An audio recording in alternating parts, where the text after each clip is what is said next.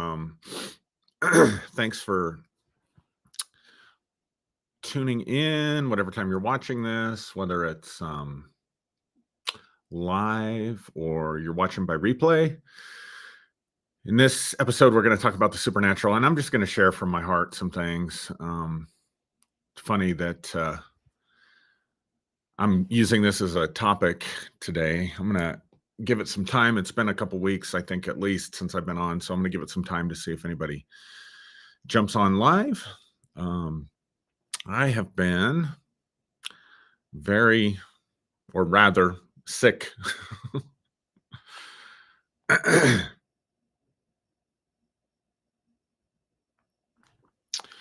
Last couple of weeks. I got COVID about 3 weeks ago and did okay with that, actually. Was pretty much asymptomatic. Tested a few times after it'd been a few days. All of my tests came back negative. And then about 2 days after that, I got hit with, I don't know, the flu or something else that turned into pneumonia. And so I'm on a boatload of medicine. So that's my disclaimer for this episode. But I wanted to jump on because it's been a while since since I've been able to do one of these for you guys and spend this time with you. So anyway, I just took my morning doses of cough medicine. So hopefully I won't be hacking up a lung on here while I'm talking. Yeah, it's been pretty crazy. Probably the sickest I've been. I was going to say as an adult, but I don't think I was this sick ever as a child either. So anyway, just trying to shake that.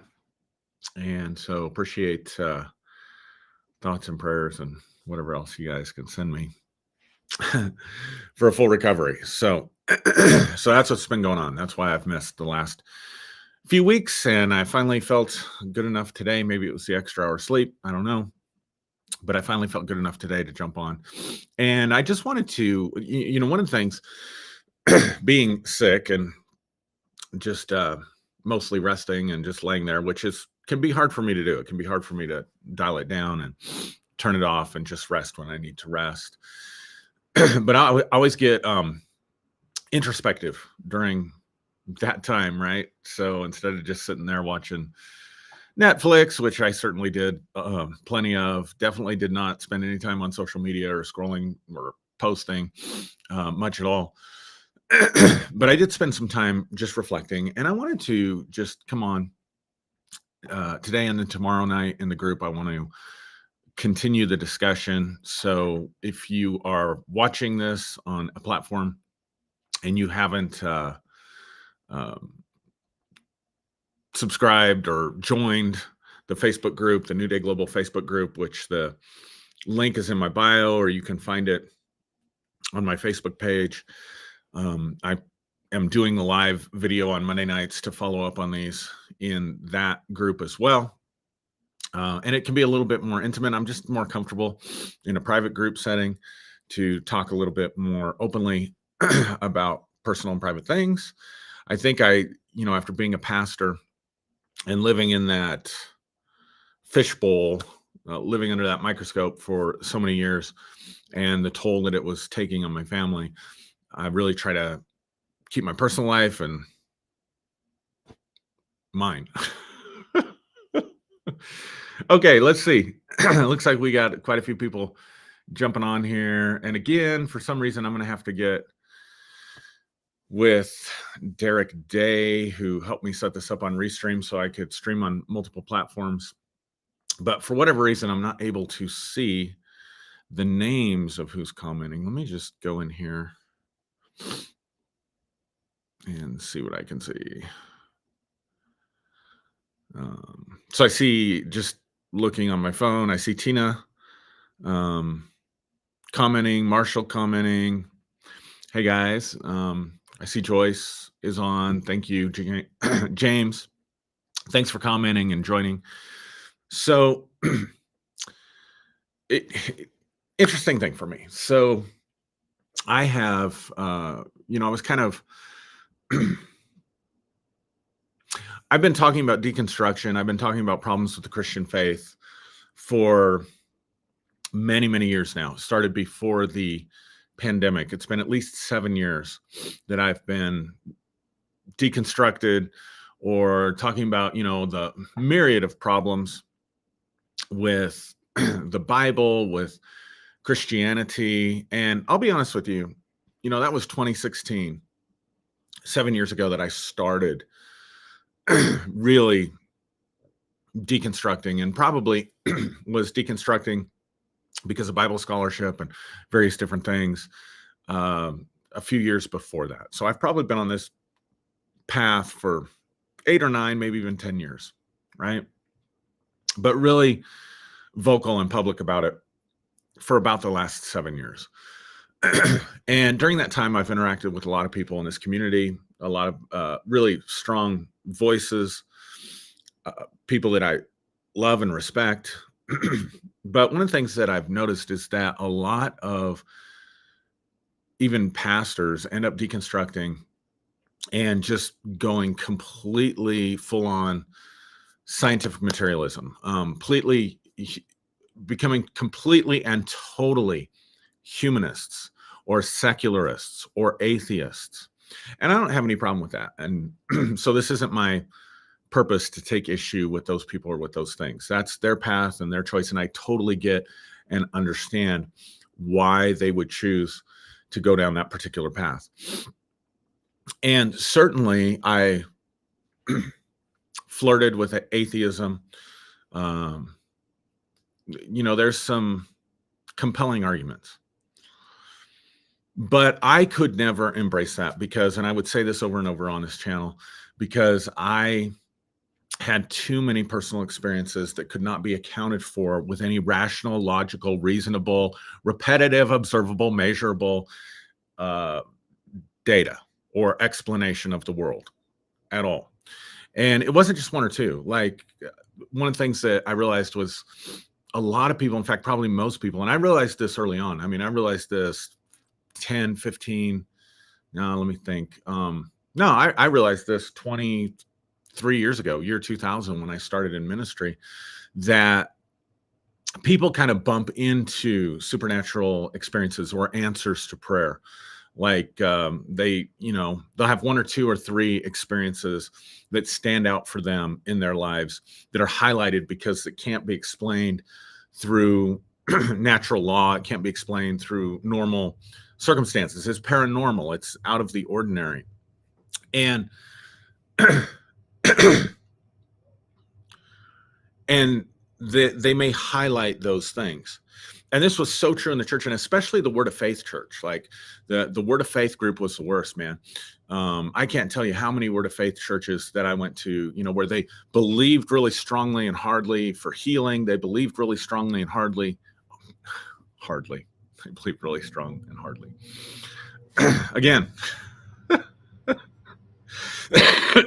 give me some grace as I'm recovering here. But they would believe really strong and hard in things like healing and miracles and prosperity and sowing and reaping and financial miracles and answers to prayer, and just name it and claim it and confess it and possess it and all that stuff. And they were the worst, absolutely the worst. In all the churches that I went into and stuff, one of the things that I used to do was go in and teach people about signs and wonders. We would hold signs and wonders meetings. We would hold miracle services, and we would see results every single time. I can't think of a single healing service or miracle service or signs and wonders event that we had that there was not something really solid, really verifiable. I'm not talking about putting on a show. I'm not talking about duping people. We worked really hard. And I think this is one of the reasons that we did see a lot of results, is because we worked really hard to keep it real. We'd pray for somebody and ask them if they were noticing a change in their condition, which I'm sure if you've followed any kind of healing services, you've witnessed that. And we would do this very relationally, try to kind of strip the pomp and circumstance from it. and just tell people, hey, are you seeing a change? Are you seeing a difference in what's happening with you? And then tell them it's okay if it's not. We're not here to put on a show or dupe people or fool people.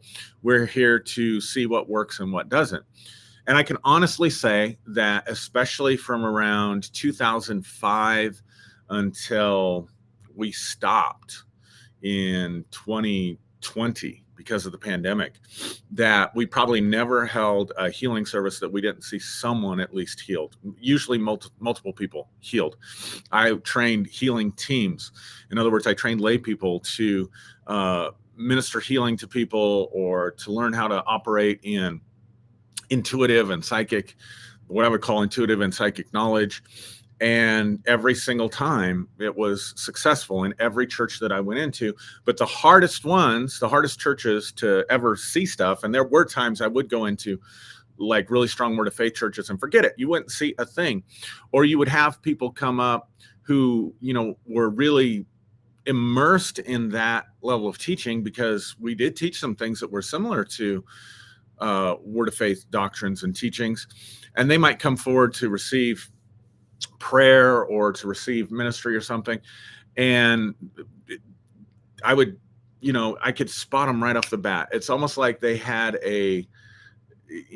in their zeal to believe and trust God and confess and possess and do all of that, it's almost like it created some kind of an energy field around them that repelled miracles, that repelled answered prayers.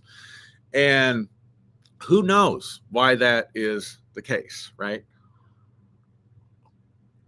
And it wasn't just me. Like, I'm not just saying, I was doing these things, because, like I said, we taught lay people and had ministry teams. And more often than not, when we would have healing services or miracle services, we would call our healing teams forward, and they would minister to the people, and they would, see results and see stuff happening. And that's not just true of me. I hung around, leaders, got to know Christian leaders, pastors very well, who were also successfully, effectively, and with integrity operating in the supernatural. Now, one interesting thing, when we had our church, there were two individuals. I don't want to say their names because I don't want to implicate them, but we had two individuals that came through our church and came and ministered at our church, who had reputations for being signs and wonders guys. Now, one of the guys that we had in that I'm thinking of, I didn't know him. I brought him in on reputation and because he was a friend of a friend, and he was a complete charlatan. Never had him back, was sorry that I had him in, complete fake, phony. But he did tell me when we had breakfast, he said, I've never been in a church that has the kind of supernatural things happening that you have. Now, the other person that I brought in, he could really deliver on the goods. I mean, he really could and did operate in a powerful, what we would call anointing, or powerfully in signs and wonders in the supernatural. And he used to love to come to our church, and he would tell me, I've never been anywhere where there's so much angelic activity, or there's so much divine activity, or there's so much presence. So this is really true.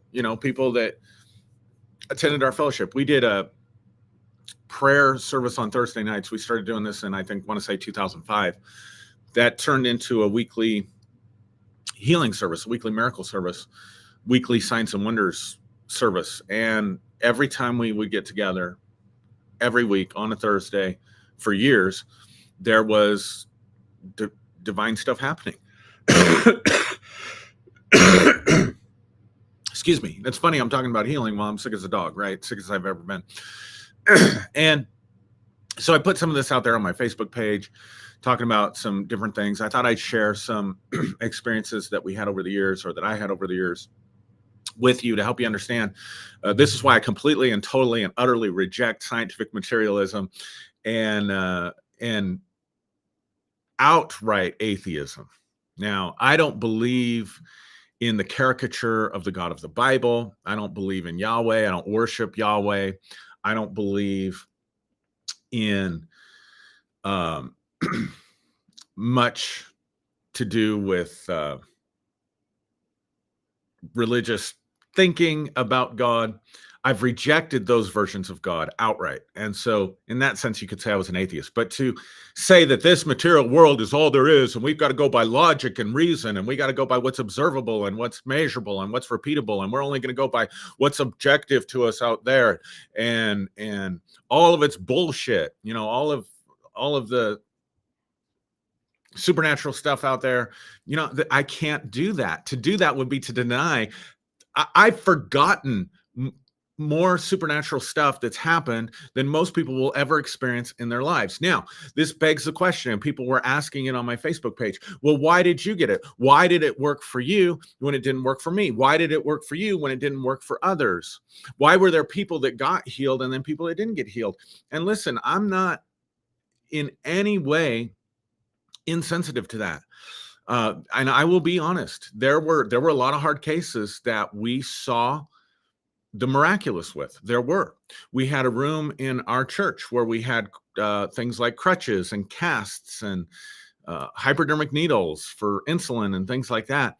Gosh, I can't even remember all this stuff. There was a lot of crutches. There was even, I think, a wheelchair and stuff in there for people who had been healed and left their stuff. I remember we had a guy that had been attending our church for quite some time, and he dropped with his job or whatever, he dropped like a brick or something on his foot. I can't remember, but it was that day. He literally broke his foot. He went to his doctor, went to his provider instead of to the emergency room or whatever. And his provider attended our church as well. And so she brought him to one of our services. We were having just a service where we were talking about the supernatural. And he was instantly healed in that service. Instantly healed. We had, and she verified, his provider verified that, yeah, it was broken. And he came in on crutches and left walking with no swelling on his foot instantly. In the same service, we had a guy just sitting there, didn't even receive prayer, who had a deviated nasal septum. We used to see this a lot. Had a deviated nasal septum, and he felt it just adjust like an adjustment while he was sitting there during the service. Didn't come forward for prayer. Nobody prayed for him. Nobody believed. Nobody set an intention. It just happened. I remember giving a word of knowledge one Sunday about there being healing for plantar's warts. Somebody with a plantar's wart was being healed, and we had a small group at that time. We had a smaller congregation at that time. And so I would take these risks, with these words of knowledge, and step out and say, hey, there's someone here that has this condition. And nobody responded. And so, but see, here's how we did it. It wasn't like, oh, well, it was very informal. It was very non-performative. And so I'd say, well, I guess I didn't get that one right. I guess I missed that one. And didn't think any more about it, went out to eat, went home, get a call from a parent later that afternoon. Their child, who was in Sunday school, was having an outbreak of like plantar's warts or something on their feet. And during the Sunday school service, the plantar's warts fell off their feet, and completely like fresh skin was there in place of the plantar's warts. And when they took their socks off, their warts were all, in their socks or whatever. So at the same time, I'm giving the word of knowledge upstairs. There's somebody here being healed of plantar's warts, and nobody's responding. Somebody in our children's church who didn't hear the word so people tell me, oh, it's the power of the mind. It's the power of the placebo effect. No, it isn't always the placebo effect. It isn't always just, positive thinking and that kind of stuff, because we had stuff like that. There were people that got healed watching the videos. We had consistently people who were deaf receive their hearing. Consistently people who had, frozen shoulder or, torn rotator cuffs and stuff like that get completely healed. We had a kid that was in 7th grade who broke his collarbone playing a football game. had broken his collarbone 2 days before, snapped it like a twig, and he got prayed for.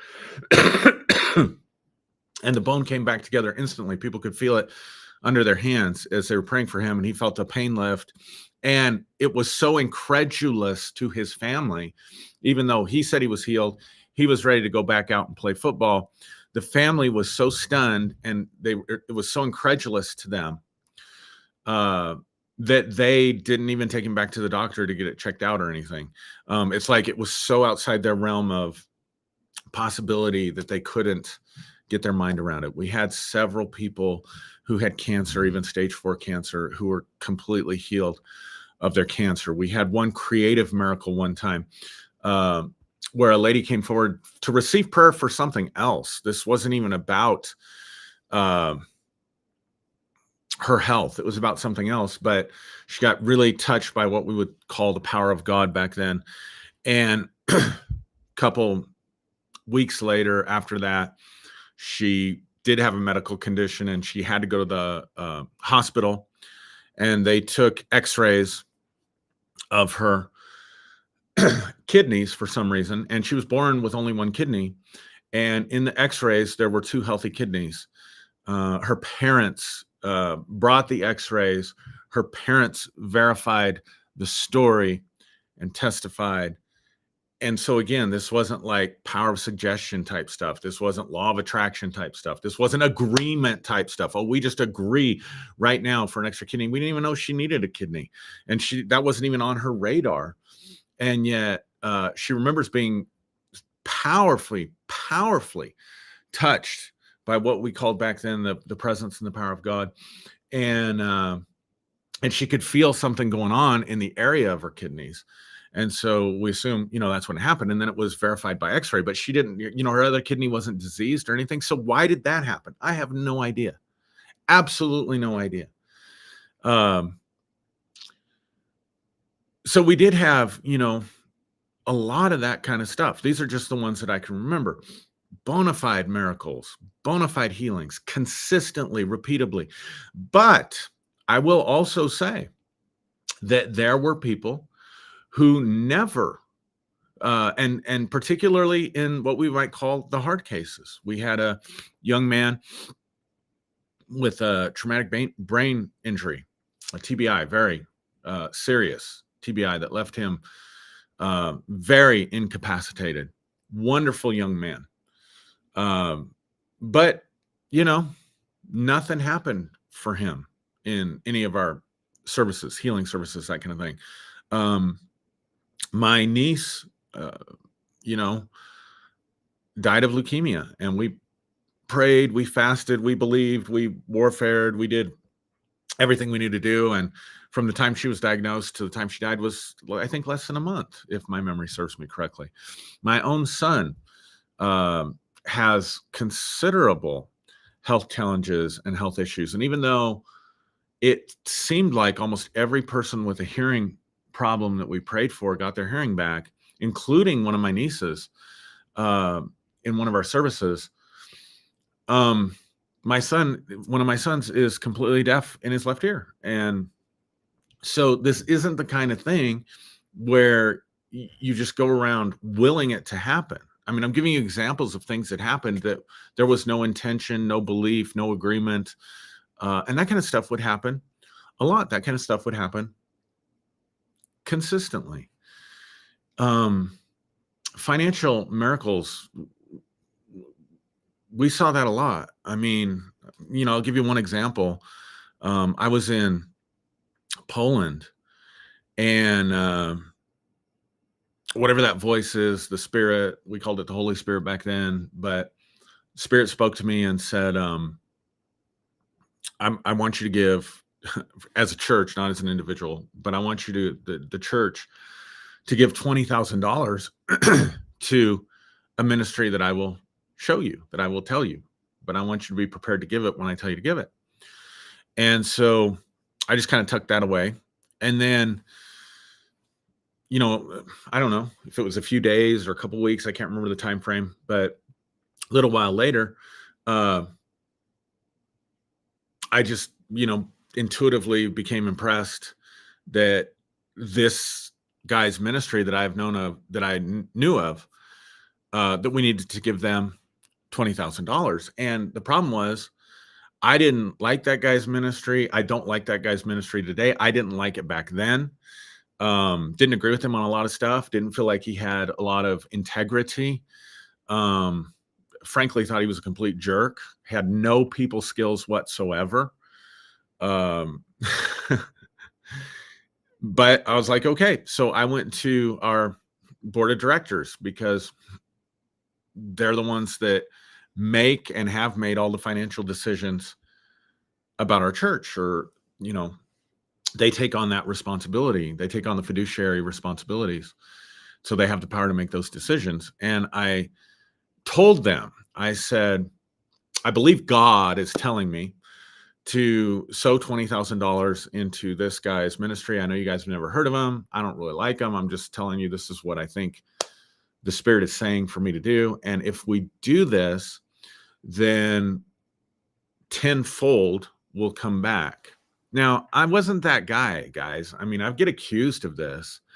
I was the guy who would forget to take an offering. You know, I get accused by my opponents, my adversaries, my enemies out there publicly, that I was, you know, constantly fundraising. Nothing could be further from the truth. And there are people in here usually that comment, Jeanette Pacheco Peasley, Roger Brown, who's on here. He's been part of our board of directors since the very, very beginning, one of our charter members, going all the way back to, what was it, Roger, 2000 or something. So he's been with us for, you know, over 20 years, still on our board of directors. Very faithful, very integrous person, known for his integrity.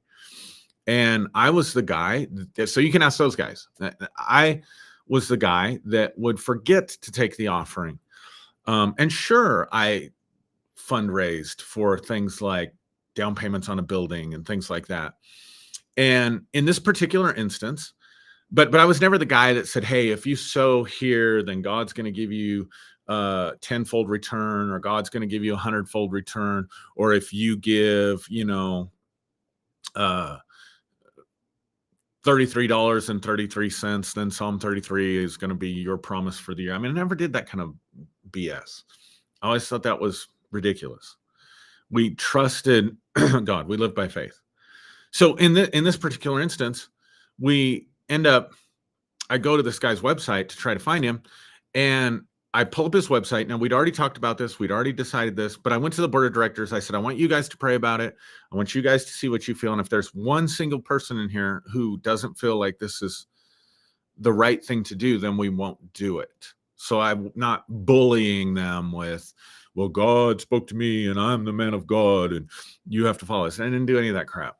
I said, I want you guys to pray about it. This is something we're going to be doing together. I want you guys to not answer right now. I want you to take a week and pray about it. And within a week, they all came back and said, we feel really good about it. So I go to try to find the guy, find his website, and see that he is raising funds or believing to buy a van. He was a missionary and was in another country at the time. And I wasn't fully aware of all of that. I mean, it'd been 10, 15 years since I talked to the guy. We had a falling out. And anyway, he was trying to get a van for his, you know, like children's church or whatever. And the cost of the van, the amount he was trying to raise was $20,000. And he had just posted that. And so I contacted him. I said, look, we're going to give you $20,000. Use it however you want. You don't have to use it towards the van. We're not dictating that, but this is what we're doing. And so he got the money and paid for his van. I can tell you so many stories where we would get a leading, an intuitive leading to give money to people with an exact amount, and it would be the exact amount that they needed for something. I mean, that happened over and over and over again. Not necessarily giving and getting a return, but being able to meet other people's needs, being able to be a blessing to other people. It happened over and over again. I remember, I don't want to say who, but a person that was important to me in my life was coming back from a meeting in Dallas, and again got one of these leadings and promptings that I was supposed to get. I'm going to come back to this $20,000 in a minute, and the tenfold return. But I would get these leadings and these promptings to give. And I'm on my way back on this airplane, and I hear an exact amount. I want you to give this person $1,000. And at the time, I needed the money, right? And so I'm arguing with that voice. I'm arguing at that time I thought was the Lord, and I'm arguing with that voice. I'm saying, no, I can't, I need that money. I've got things I can do with that money, and I don't want to just go off a whim. This could just be me, in other words. And I don't even know if this person needs it. Like every time, even though repeatedly I knew that there would be results and that person would need it, and it would be a miracle for that person. It would be a blessing to that person. And so I said, I need some kind of confirmation. So that was like on a Monday when I was on the plane. And I want to say by Wednesday, this person had contacted me and asked me if they could take us out to dinner. And so I knew at that point that, because this wasn't somebody I talked to a lot, this is somebody that, for them to reach out and offer me to take me to dinner, not a normal thing. So it's kind of like my sign, right? So I wrote out the check. I put it in an envelope because this was the leading that I felt. I wrote out the check, put it in an envelope, and had it sitting on the table the entire time. So he shows up, we're sitting there eating dinner, and the envelope's sitting there the entire time. And then he asks if he can borrow at the end of the evening. He asks us if he can borrow from us $1,000 for a really important pressing need that he had.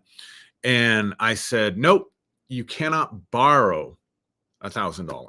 I won't lend you $1,000. And he, dropped his head and he said, oh, okay, well, I really appreciate, and I understand. And then I just grabbed that envelope knowing that there was a check for $1,000 in it, slid it across the table and handed it to him. And he looked up at me. He said, that's one of those crazy God things you do, isn't it? And I was like, yep. Anyway, back to the 20,000 that we gave. So then we did tell the church, hey, we're giving to this ministry. They're going to do this.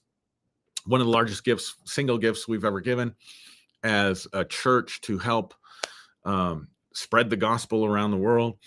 And we're believing, and I use this language, I said, we're believing for a tenfold return. If you guys want to give into that, if you want to sow into that, we're going to take one offering. We're going to do it in a month.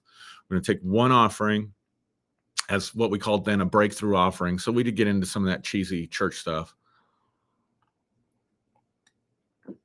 And we're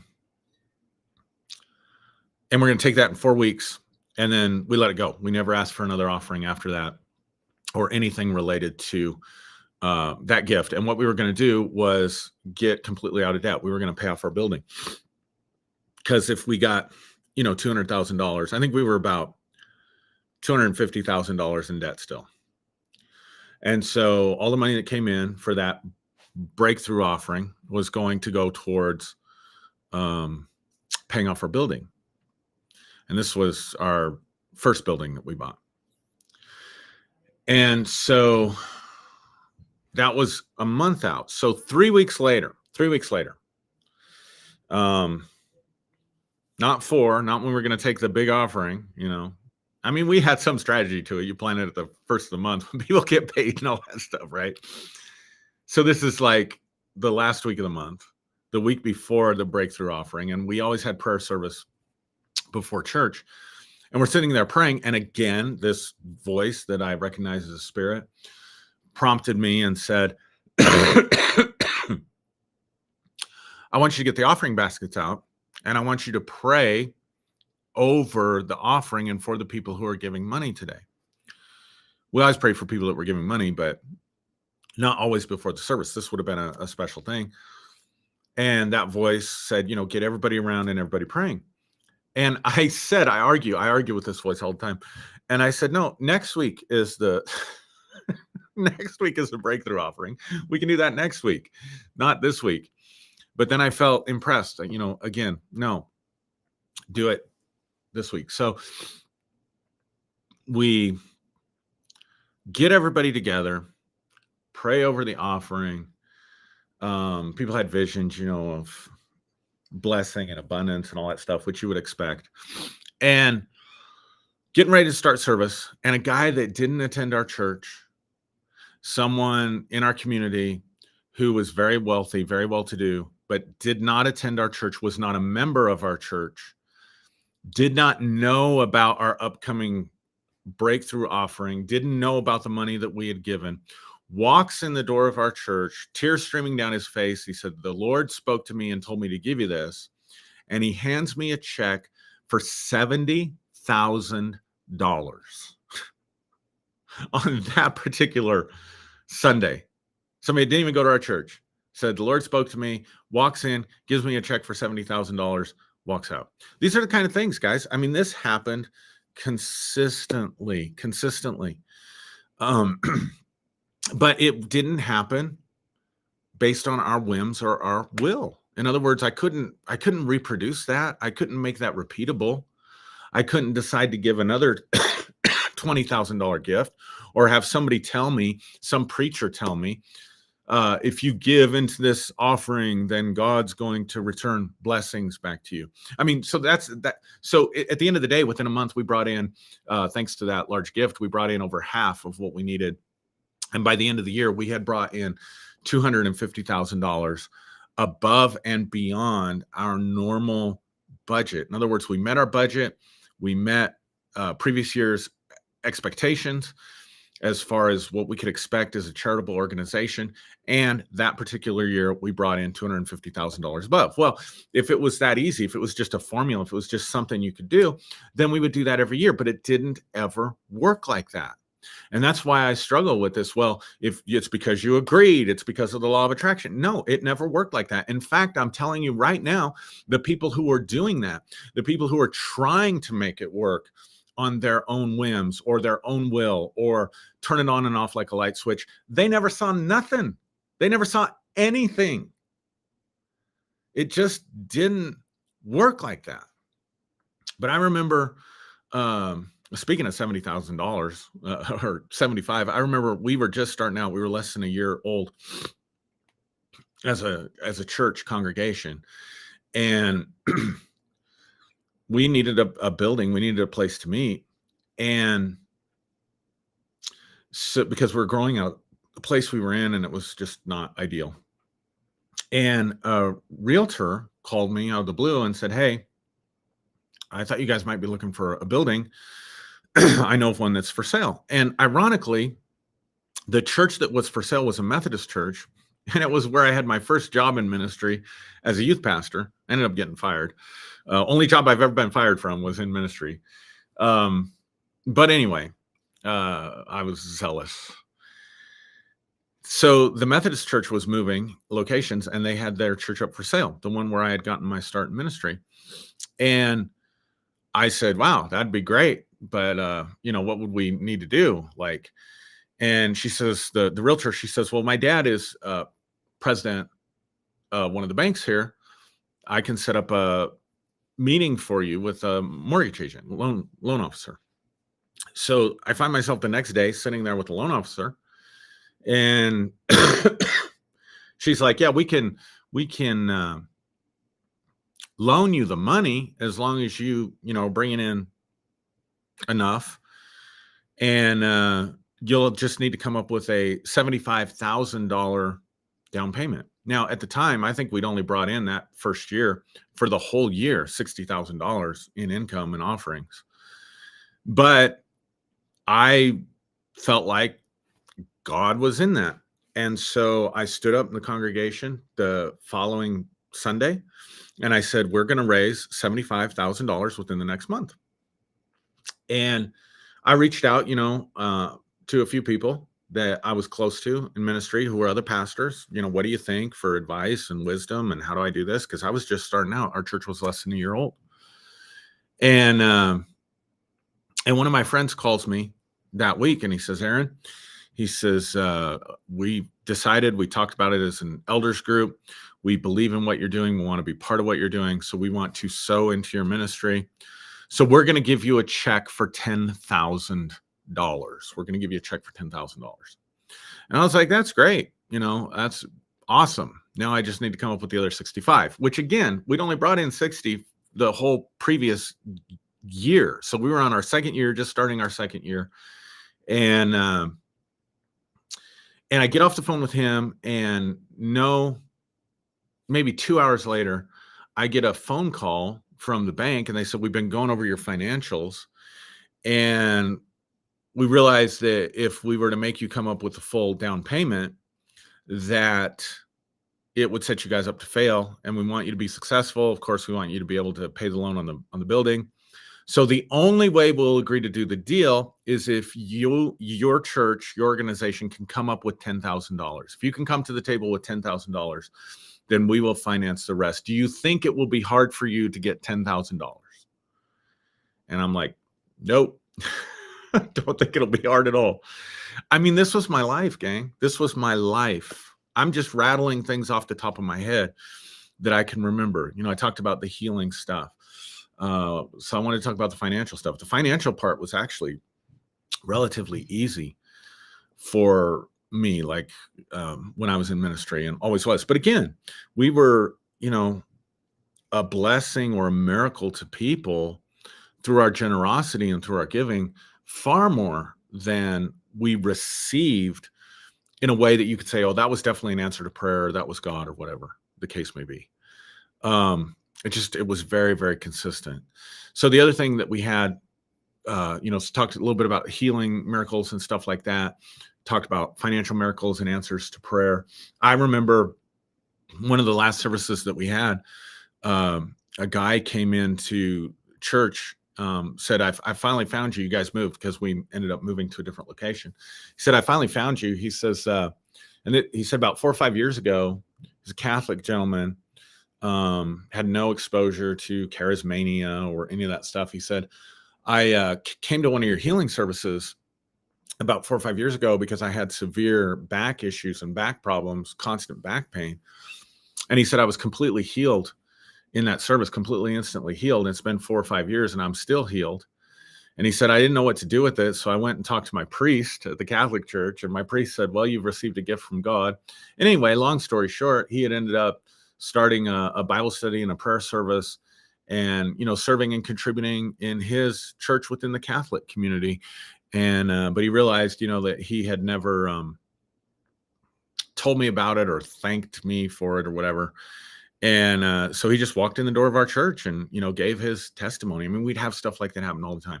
Talked about the financial piece. And those are just two of many, or a couple of many, many, many, many, many stories I could tell you about financial miracles and things that happened. But we also,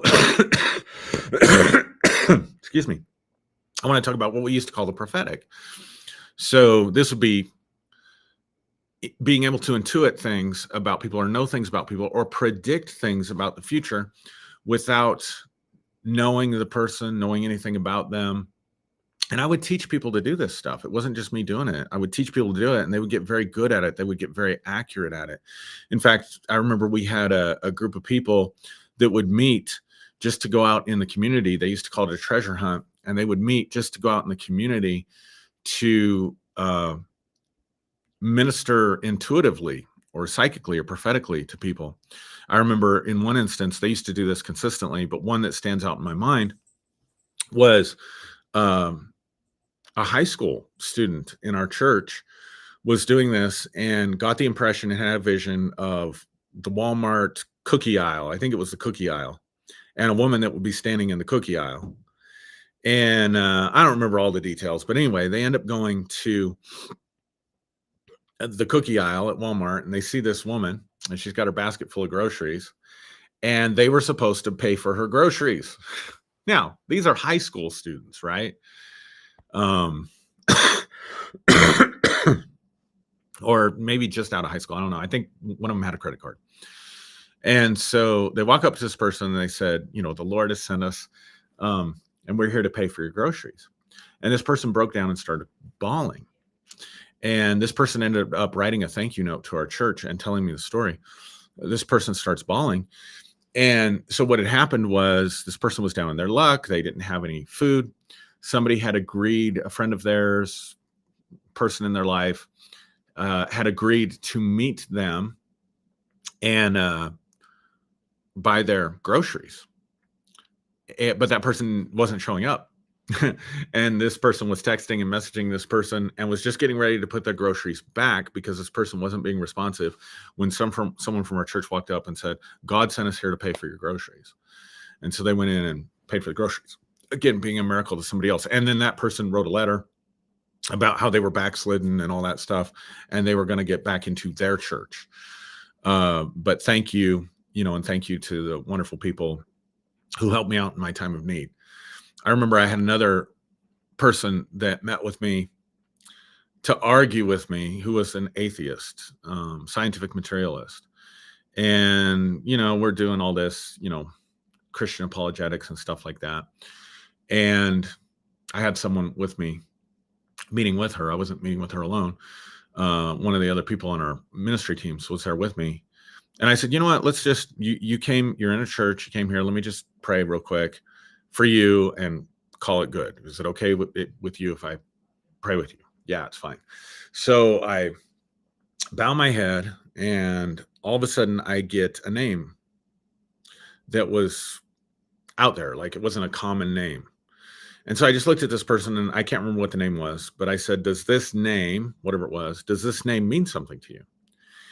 And she looks at me stunned, and she says, well, it does. She said, that was the name of my, dog. That's what I named my dog.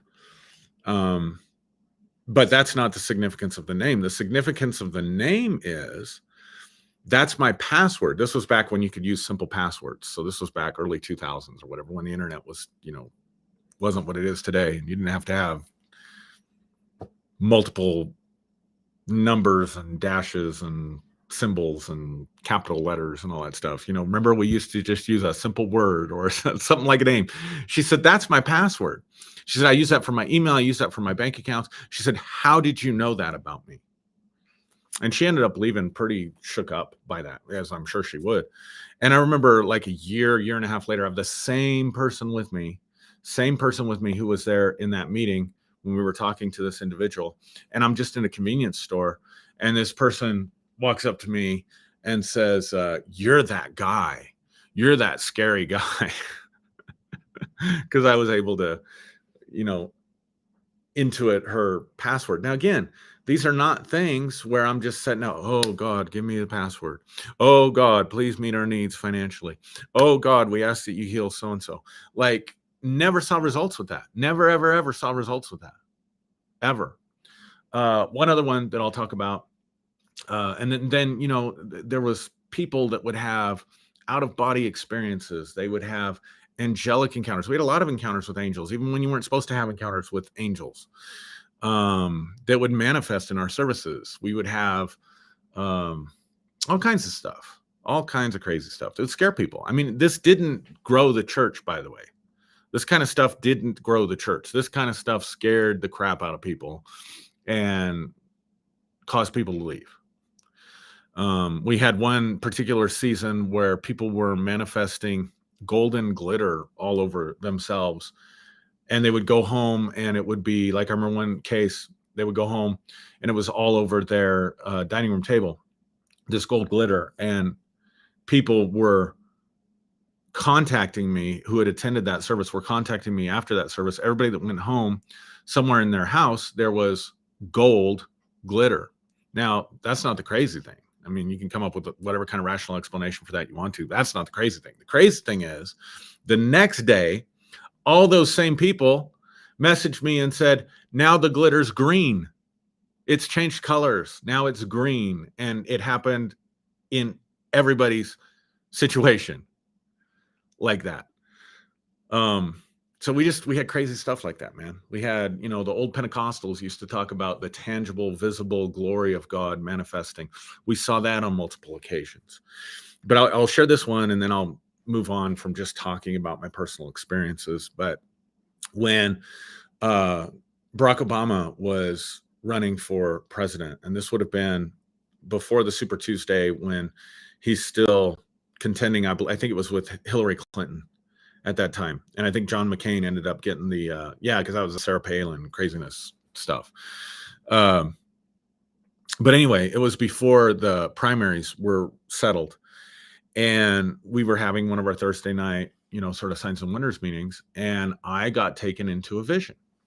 And in this vision, I saw Barack Obama become president, and I saw the calendar roll off the months from whatever it was. I think this was like in May or whatever it was. And so, I saw the calendar go June, July, August, pretty quickly in my vision, June, July, August. And then when it got to September, it slowed down. And then September slowly turned the calendar to October. And then the next part of the vision, I saw headlines about a stock market crash and saw the housing crisis, and then saw Barack Obama become president. And so I stood up and prophesied this. I said, Barack Obama is going to be the next president, and he's going to be elected on the heels of a financial collapse, specifically in the stock market. And so this was 2008, right?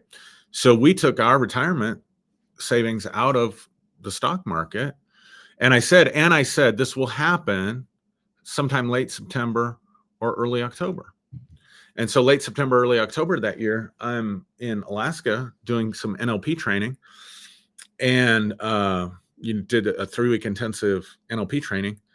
And I remember the day, the day that the stock market crashed or collapsed. And I caught hell for that because, again, hey, when January 6th was going on and I'm watching those people breaking into the Capitol with Jesus saves and Jesus loves you signs, I was like, that's my people. That's my people. That's the people I served for the better part of my life.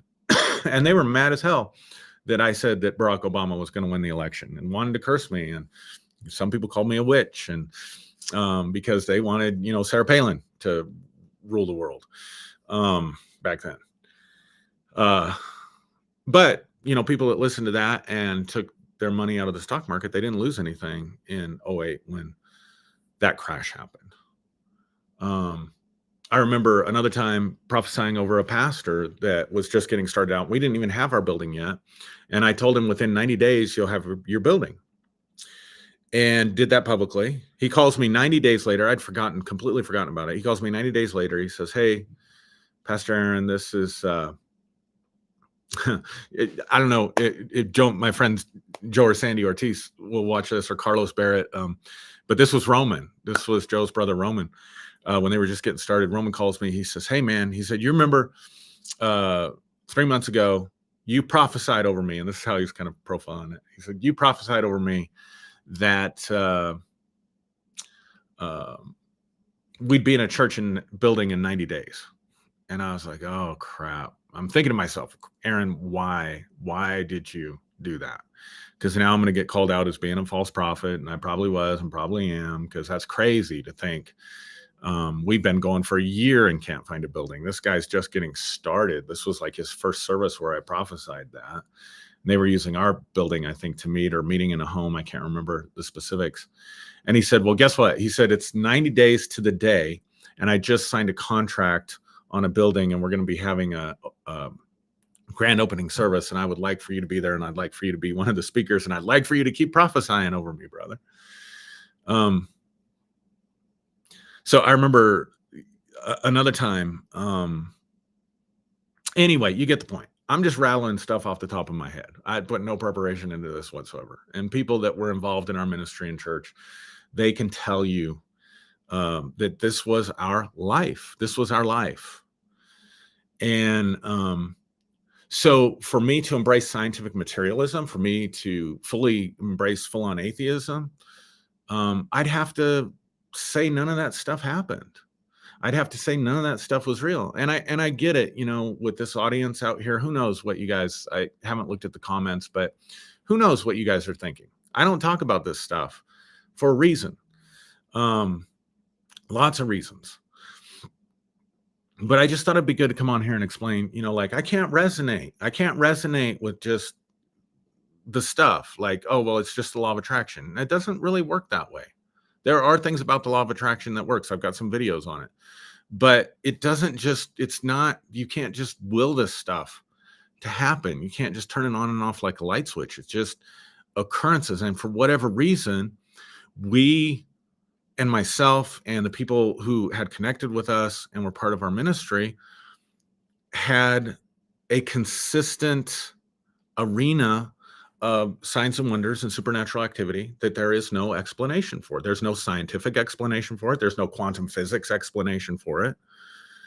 And it's so easily dismissed by people because, again, you all are depending on my self-reporting.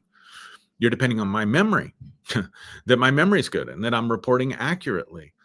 I could be making it all up. I could have been deceived. Those could all just be coincidences, right? But again, I'm being honest. There were people in my life that I already shared with you that didn't get healed. Lots of people, lots of hard cases that nothing happened for them. And so people say, well, if it was a God, if it was God doing those things, then he would always answer the prayer, or he wouldn't answer the prayer, or why did he do it for you, but it never happened for me? Why in 20 years, why in 1 week, maybe you had more supernatural stuff happen to you than I did in 20 years of praying and believing? Why did my child die of cancer when this other person got healed of cancer? Why does this person get healed of a deviated nasal septum, but the guy with the traumatic brain injury sitting in the back doesn't get healed? I don't know the answer to any of those questions. I don't know the answer to any of those questions. And I don't pretend to. I don't pretend to know the answer to those questions. It's just as big a mystery to me as it is to anybody else. But to live this kind of lifestyle, you cannot demand to know everything. You're not entitled to know everything. You're not entitled to the answer. You're not entitled to a miracle.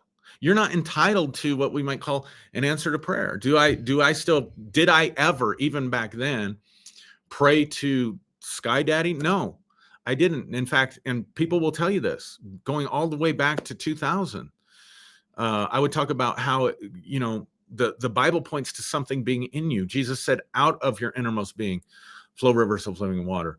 Jesus said that there's a well of water within you in the Gospel of John. Paul said the fullness of the Word of God, the full message of the gospel, is not the Jesus of history, and it's not anything that he taught or did. It's not the Gospels of Matthew, Mark, Luke, and John. He said the gospel is that there has always been the Christ in you, the divine spark in you, and it's just now being revealed through the gospel. But Christ in you is the hope of glory. Ephesians chapter 3 says that God was exceedingly, that to him who's able to do exceedingly and abundantly above all that we can ask or think, according to the power that works in you. Right after he prays for this geometry of the heart to be established within you, that it all comes from within. And so we taught people how to go within. We taught people how to become a vessel for energy work, a vessel for maybe what they call in the East, chi, or prana, or what we call in the West, spirit, or what we call like the divine life and light. We taught people how to open up to that, how to surrender to that, how to flow with that, how to do the exact opposite of, just willing and demanding and feeling entitled to knowing the answers, feeling entitled to being certain, feeling entitled to your particular prayer being answered. I'm not trying to be insensitive. I'm really not, because I get it. And this is why people resisted what we did back then when we were in the religious establishment. This is why I'm sure I will lose subscribers and viewers off of this video. This is why I'm sure that I will get some kind of pushback, because I think that deep down in most people's hearts and minds and lives, they want to believe in this kind of stuff. They want to see this kind of stuff. I don't think anybody wants to just believe that we are a cosmic accident, one of billions of other random possibilities. In other words, that, the universe just exists by itself. There is no God. There is no intelligent design. There is no meaning. And we just happen to exist here because, with the immensity of the universe and the probabilities of the arrangement of matter and evolution, that eventually a species like us would show up and there is no terminus or point to it. There was no design to it. There's no meaning to it, and eventually we'll just be dead. I don't think anybody finds that particularly inspiring for them. I think that it's an alternative to a God who's going to send you to hell for not believing in him. And I think it gives comfort to the uncertainty about why do some people get their prayers answered and some people don't. Believe me, there were very difficult times that we went through. There were horrible times that we went through. We went through horrible times with people. There were people who lost children. I did funerals for mothers and grandmothers, and tragic loss of life. I've been probably more than most to children's hospitals. I've spent time in children's cancer wards. I've spent time at children's hospital with my own children just in the last year. I'm sick as a dog, right? So I don't know the answer. I really don't know. But I think people, out of their frustration, or because they have never experienced something like that, or out of their own hurt or their own struggles, and I'm not saying they were hurt by the church. I'm saying hurt in life, right? Like just life's a bitch, right? Like life's difficult, life sucks. And there are times, I'll be honest with you, if we just did the standard praying model that most people learn and do and teach in the church, I cannot think, there's not one story that I told you today, not a single one, that happened because we just got together and decided this is what we want and we prayed for it and God answered that prayer. Like that system doesn't work. But just because that system doesn't work, and so here's my thing, people, because people don't experience this stuff, haven't experienced this stuff, and aren't open to it, particularly if they're just materialists, then they just discount all that stuff. They discount it. Either I'm lying, I'm not, remembering correctly. And again, like I said, granted, this all is subjective to me and all depends on you believing my self-reporting. Like it could all be BS, right? So I'm not telling anyone they have to experience this. I'm not telling anyone, here's something you can build your life on and expect if you get sick that you're going to be healed. If your children get sick, that you're going to be immune to difficulty and hardship and trials and sufferings in this life, because none of us are. None of us are immune to it. But by the same token, I can't just dismiss it outright, because here's the thing. What about all the people whose lives were benefited? What about all the people whose lives were impacted? Now, last time I talked about this, I had one of my haters out there, and I'm going to address some of this tomorrow night, but one of my haters out there say, he's talking about healing and all the good stuff that he did, but, there was also people that got hurt. They even said, he goes out and talks about religious trauma, but he caused a lot of religious trauma. And I get that. I mean, I benefited from the system. Absolutely.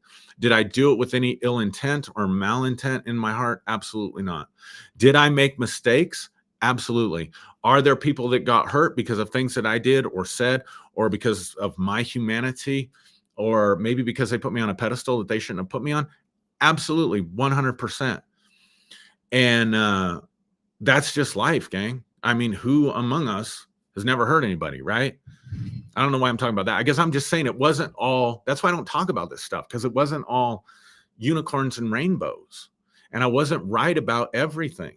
And if anything, because that stuff happened, I didn't recognize the esteem in which some people would hold me.